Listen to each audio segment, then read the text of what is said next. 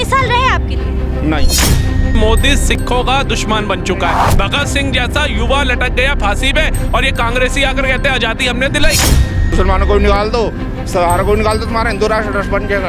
अखंड भारत संभव नहीं है, लेकिन मेहनत करी जा सकती है। आम आदमी पार्टी ने पंजाब का बेड़ा गर्क कर दिया। आजकल हम डरे हुए हैं, मुसलमान भाई अपना डरा हुआ है, सिख सहार अपना डरा हुआ है, हिंदू अपना डरा हुआ है। खड़े कर दो आप अपने किसानी नेता, आपकी आवाज उठाने वाले सांसद में होंगे, आपको रोड पे आना ही नहीं पड़ेगा। आप खड़ा उनको करते हो जो दोगले हैं।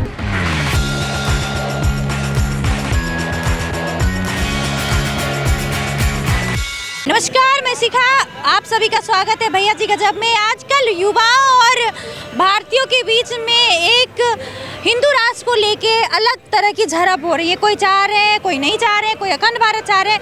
तो हमारे साथ कुछ लोग हैं, हम उनसे बातचीत करेंगे। पहले पाजी से बात करेंगे। आप बताइए, हिंदू राष्ट्र होना चाहिए या नहीं होना चाहिए? हिंदू राष्ट्र तो है ही है, ये हिंदू राष्ट्र ही है। वो कौन का हिंदू राष्ट्र नहीं है? ये शुरू राम जी का राज्य रहा है यहाँ पे, ऐसे कोई बात ही नहीं है। हमारे ग्रंथों में गुरु नानक जी ने सब, राम जी का भी है, सबको, मुसलमान अल्लाह का भी है, सबका है, ठीक है ना। पर आप इस देश को क्यों बांट रहे हो यार? मीडिया इस देश का बांट रही है, पता नहीं क्या हो गया भाई। चलो ठीक है, राम मंदिर बहुत अच्छी हुआ, ये राम मंदिर बन गया हमारा, ठीक है। बाकी ये जो खालिस्तान 1914 से पहले तो खालिस्तान नहीं था ना, जब कांग्रेस का टाइम था। चाहे देखो, कांग्रेस ने 84 भी कराई है, सबको किया, हमने सब सहा है, ठीक है, हमने खुद देखा अपनी आंखों से। पर उसके वो ख़त्म हो गया, खालिस्तान का जो मुद्दा था वो तो ख़त्म हो गया। 14 के बाद उठा है खालिस्तान, कभी मुसलमानों के पीछे पड़ जाते हैं, कभी हमारे पीछे पड़ जाते हैं। ऐसा तो कोई है ही नहीं यार, हमने क्या लेना? देश तो हमारा भी है, तुम्हारा भी है। आप भी सरदार जी हो? जी, मैं हिंदुस्तानी हूँ, मैं सरदार जी, मैं हिंदुस्तानी पहले हूँ, उसके बाद सरदार हूँ। एक होता है ना कि एक सरदार सिख है, हम सिख हैं ही, हमने गुरु, और ये भी सिख है। हमारे को सिख किसने बनाया? हमारे सनातन धर्म की रक्षा के लिए बनाया गया था ना। ये तो सबूत है, चांदनी चौक में जाके देख लो, ये तो सबूत है। इससे बड़ा सबूत क्या चाहिए तुम्हारे को, बताओ? सिखों के लिए तो कुछ कहा ही नहीं जा सकता, उन्होंने जितना योगदान दिया है। हमारे को ये है कि देखो जी, हम मंदिर भी जाते हैं, ये तो है नहीं, माता मंदिर भी जाते हैं, वैष्णो देवी भी जाते हैं। अगर हम नहीं मानते होते तो हम कहते हैं यार छोड़ो, हमारे को क्या लेना, हमारे को पाकिस्तान दे दो, खालिस्तान दे दो, हम भी कह सकते थे। नहीं, हम ठीक है, बहुत अच्छा है, भाई है, सब भाई हैं, किसी सबसे प्यार है हमारा। लेकिन आपने कहा हिंदू राष्ट्र नहीं होना चाहिए, सब लोग रहेंगे। नहीं, ऐसा मैं नहीं कह रहा हिंदू राष्ट्र हो, ये सब देखो सबका दे। आज़ादी जब कराई थी, आज़ाद हिंदू भी था, मुसलमान भी था, सिख भी था, सब थे, ठीक है ना। जब देश आज़ाद हुआ था, जब कराया तब सब थे, ये नहीं था कि अकेला हिंदू ही निकल गया था आज़ाद कराने के लिए। आप राहुल गांधी को आप क्या मानते हैं? राहुल गांधी अच्छा इंसान है, लगा हुआ है, बाजार मेहनत कर रहा है। देखो कर रहे हैं, मौका देंगे, मौका देंगे, अगर सही है देंगे, मौका देंगे। जब हम एक चाय वाले को मौका दे सकते हैं तो उसको भी मौका दे सकते हैं। लोग कहते हैं कि सिखों के धर्म मतलब वहाँ पे जो एक हुआ था, मुद्दा था, जो इंदिरा गांधी चली गई थी, वो देखो मैं क्या करूँ, मैंने अपना बचपना देखा जी, मैंने अपने अपनी टैंकी के पानी की टैंकी के अंदर छुप वो गया, तब वो ये थोड़ी था कि वो मुसलमान था, वो सभी थे, हिंदू भी थे, काट रहे थे हमारे को, मुसलमान भी काट रहा था हमारे को। उस वक्त तो कोई नहीं था, उस वक्त हम अकेले फंसे हुए थे। वो खुन्नस है अंदर में कांग्रेस के लिए, सब खत्म हो गया जी, अब कोई नहीं। हम तो अब आने वाला टाइम देख रहे हैं भाई, अच्छा हो, अपना देश तरक्की करे, हमारे को कुछ नहीं चाहिए। ये जो भेदभाव चल रहा है ना भाई, हिंदू मुसलमान ये चल रहा है, ये नहीं होना चाहिए। चल रहा है पाजी की पप्पू हैं, इसको किस तरीके से? ये मैं इस बारे में, पप्पू कैसे है? सही है, पढ़ा लिखा इंसान है, लगा हुआ मेहनत कर रहा है। अब पप्पू तो मीडिया ने बना दिया है, अब क्या कर सकते? मोदी जी को पनौती कहा, ये सही है भाई? नहीं, ये गलत है। पर एक प्रदेश का प्रधानमंत्री है, चाहे ठीक है विरोध करो, पर ऐसा नहीं बोलना चाहिए, उसको ही पनौती है, ये गलत है। तो मौका देंगे आगे राहुल गांधी को? देखो ये अभी हम कुछ नहीं कह सकते। अच्छा, 9 साल बेमिसाल रहे आपके लिए? नहीं, बिल्कुल नहीं। क्यों? ना तो हमारा पैसा रुकता है, बरकत चली गई है। मेरी बेटी की फीस, मैंने पहले साल ग्रेजुएशन की फीस भरी थी तो 20,000 रुपये भरी थी, आज 40,000 है एक साल की। टैक्स ज़्यादा लग रहा है, ठीक है, चलिए। अब मेरी बेटी की, एक छोटी बेटी की लाडली योजना निकली है, उसमें डोनेशन भी काटा गया है और GST भी काटी गई है, ठीक है। उसमें लाख में से 30,000 रुपया मिला है। बताओ, जो कांग्रेस के टाइम में पूरा पैसा मिलता था। ऐसे तो नहीं है, विपक्ष के सपोर्टर हैं इसलिए मोदी जी का कुछ भी अच्छा नहीं लग रहा। नहीं, ऐसा नहीं है, जो हमारे साथ बीत रहा हम तो वो बता रहे हैं, हम किसी पार्टी में नहीं है, आपको पहले बता रहे हैं जी। मैं ऑटो ड्राइवर हूँ, मैं कोई वो चक्कर में नहीं पड़ता, मैं किसी पार्टी में नहीं हूँ। जो मेरे को ठीक लगा मैं बोलूँगा, जो गलत है गलत है। 9 साल बेमिसाल नहीं रहे, हमारे लिए नहीं रहेगी, लेकिन कुछ तो अच्छा लगा होगा इस 9 साल। नहीं, मेरे को सिर्फ एक अच्छा लगा कि राम मंदिर बन गया है, ठीक है। बाकी मेरे को कुछ भी नहीं अच्छा लगा, क्योंकि ये आजकल हम डरे हुए हैं, मुसलमान भाई अपना डरा हुआ है, सिख सरदार अपना डरा हुआ है, हिंदू अपना डरा हुआ है, हर बंदे में अपना हुआ है कि भाई हिंदू क्यों डरा हुआ है? भेदभाव है कि अब आप हिंदू राष्ट्र की बात कर रहे हैं ना, अब हिंदू राष्ट्र तो तुम मुसलमानों को भी निकाल दो, सरदारों को भी निकाल दो, तुम्हारा हिंदू राष्ट्र बन जाएगा। इससे सहमत है? देखिए, हिंदू राष्ट्र की परिभाषा ये नहीं है किसी को निकाल दिया जाए, पहली बात तो वीर जी को थोड़ा ये समझना चाहिए। नहीं वीर जी ठीक है, उनकी अपनी भावना है। देखिए, आज राहुल कांग्रेस जो है वो आज किसानों के लिए मसीहा बन करके आ रही है कि हमारी सरकार आएगी हम एमएसपी भी देंगे। क्या राहुल गांधी जी ये एक्सेप्ट करते हैं कि वो मनमोहन सिंह जी से ज़्यादा पढ़े लिखे हैं, उनसे ज़्यादा अर्थशास्त्र का ज्ञान है? अर्थशास्त्र ज्ञान तो उनसे नहीं है। तो जब उन्होंने कहा था एमएसपी भारत में लागू करने का मतलब है कि भारत का बंटाधार करना, जैसे आज सारा संसार जूझ रहा है महंगाई महामारी से, भारत भी जूझेगा। तो या तो आप एक्सेप्ट करो उनसे बड़े हो, पहली बात। और आज आपको किसानों की याद आ रही है, आज आपको पता चल रहा है सिख जो है हमारे वो भी कुछ है हिस्सा। लेकिन आप ही के कार्यकाल के अंदर कैसी बाबरता बरती गई सिंहों के साथ, उससे आप सिखों के साथ तो आप उससे भली बात नहीं है। भूल चुके हैं, ये कह रहे हैं कि भाई हमारे नहीं भूलना चाहिए। आज मोदी 84 हम नहीं बोले, मैंने आपको बताया ना, मैंने अपनी जान पानी की टैंकी के अंदर पटेल नगर ये शादीपुर सत्यम सिनेमा वहाँ पे अपनी जान मैंने बचाई थी। ठीक है, मैं कुछ नहीं हुआ, उसमें हिंदू भी थे मुसलमान भी थे। वो आप ये मत सोचो वो कांग्रेसी थे या भाजपा के थे, वो सब लगे हुए थे, जो आ रहे जब सब लूट रहे थे, जो आ रहा है सबको काट पीट रहे थे। जो लोग ऐसी विचारधारा फैला रहे हैं कि मोदी सिखों का दुश्मन बन चुका है, मोदी सिखों का दुश्मन बन चुका है, उनको बताया जाए कि जो ऐसे बयानबाजी कर रहे हैं कि मोदी सिखों का दुश्मन क्यों बन गया, उसने करतारपुर साहिब का कॉरिडोर खुलवाया इसलिए। ऐसा कुछ नहीं है, ऐसा कुछ नहीं है। आपके विचार अलग हैं लेकिन सबके नहीं है ना। जो लोग ऐसे विचार डाल रहे हैं उनसे पूछो कि करतारपुर साहिब का कॉरिडोर खुलवाया इसलिए मोदी सिखों का दुश्मन है, या 550वां प्रसार पूरा गुरु नानक देव जी का मना रहे हैं इसलिए दुश्मन है, या गुरु तेग बहादुर जी का जहां से फतवा जारी हुआ लाल किले से उधर प्रकाश पूरा बना रहे हैं गुरु तेग बहादुर जी का इसलिए दुश्मन है, या हेमकुंड साहिब में रूपवे बनवा रहे हैं इसलिए दुश्मन है, या चार साहिबजादों का अच्छा ठीक है, आपने सिखों के लिए तो गिनवा दिया, वो मजार जाते हैं, दरगाह जाते हैं, वो क्या कहते हैं एक और धर्म है वहाँ भी जाते हैं, हर धर्म में मोदी जी जाते हैं। इवन जब हिंदू मुसलमान हम लोग यहाँ पे टीवी डिबेट में करते हैं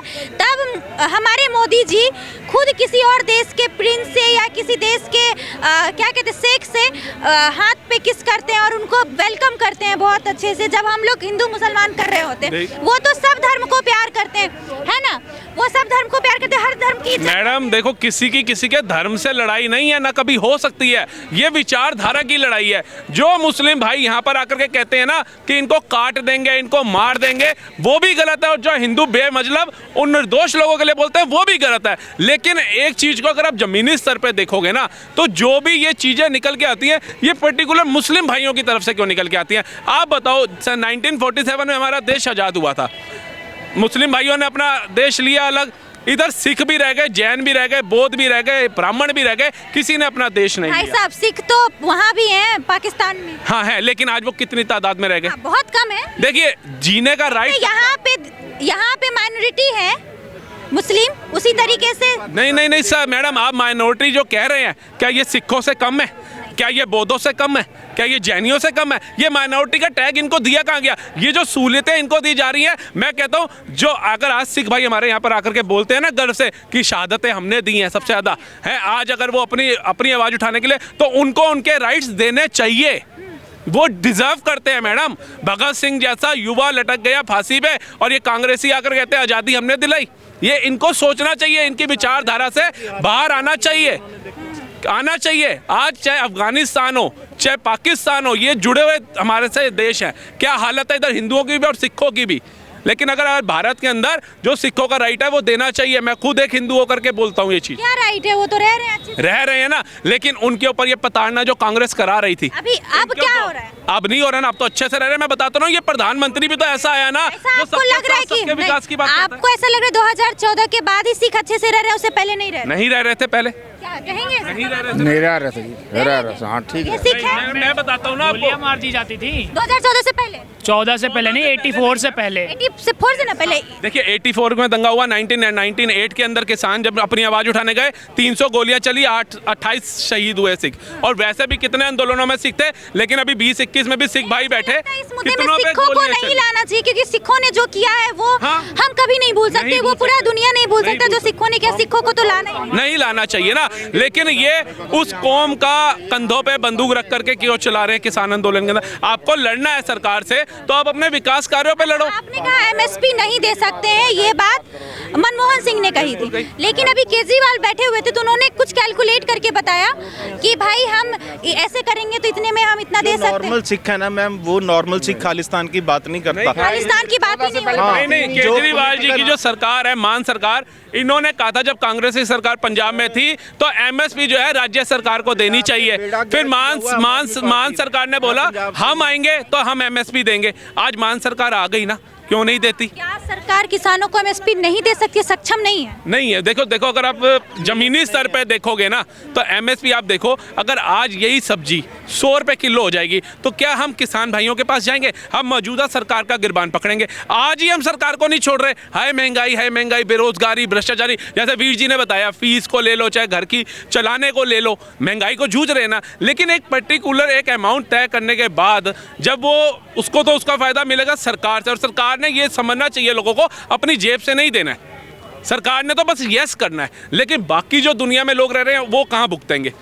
आज ही हम नहीं झेल पा रहे। आज हम कह रहे हैं हमारे को 50,000 रुपये महीना भी कम भारत पड़ता है। को कृषि प्रधान देश कहा जाता है, सब लोग जानते हैं ये चीज।